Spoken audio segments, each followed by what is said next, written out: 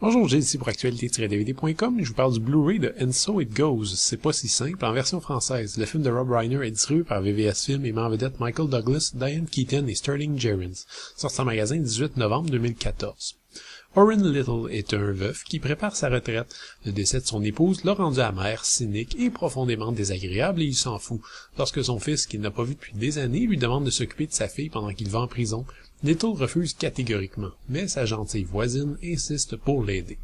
On pourrait imaginer qu'un tel film aurait pu faire pas mal plus de flamèche dans les années 90.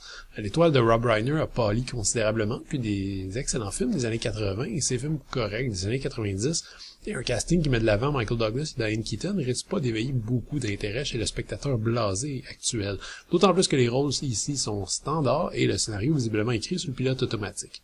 Reiner n'en est pas à sa première comédie dramatique et sentimentale qui vise un public âgé.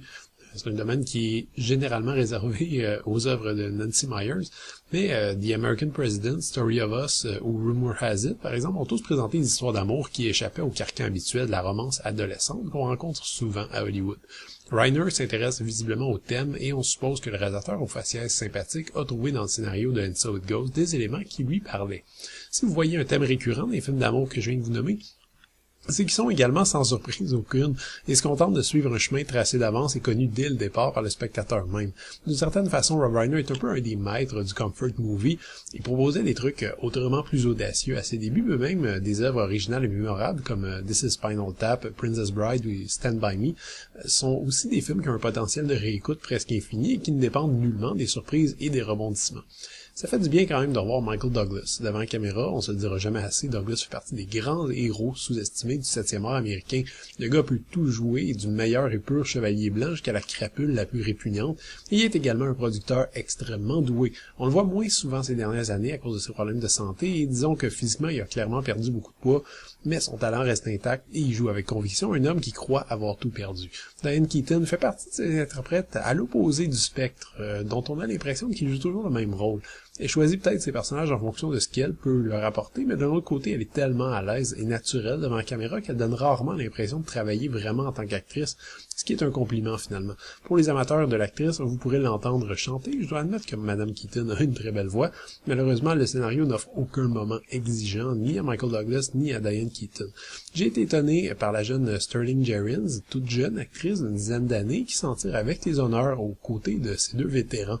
On l'avait vu jouer la terreur dans World War Z et The Conjuring, et c'est rafraîchissant de l'avoir campé un rôle plus normal dans un contexte qui n'est pas surnaturel.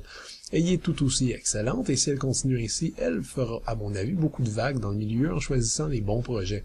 Je me dois de le répéter ici, tout est prévisible dans ce film. L'histoire du vieux grincheux qui apprend à réapprécier la vie au contact d'êtres qui lui ouvrent les yeux a déjà été écrite 1000 fois, et j'ai souvent pensé par exemple à As Good As It Gets. La présence de Jack Nicholson d'ailleurs, qui est un des meilleurs acteurs pour jouer un vieux grincheux, aurait peut-être pu ajouter un peu de folie dans ce film, désespérément fade. Aussi bon qu'il puisse être, Michael Douglas se contente de jouer le rôle au premier degré et on cherche vainement la moindre surprise dans le récit.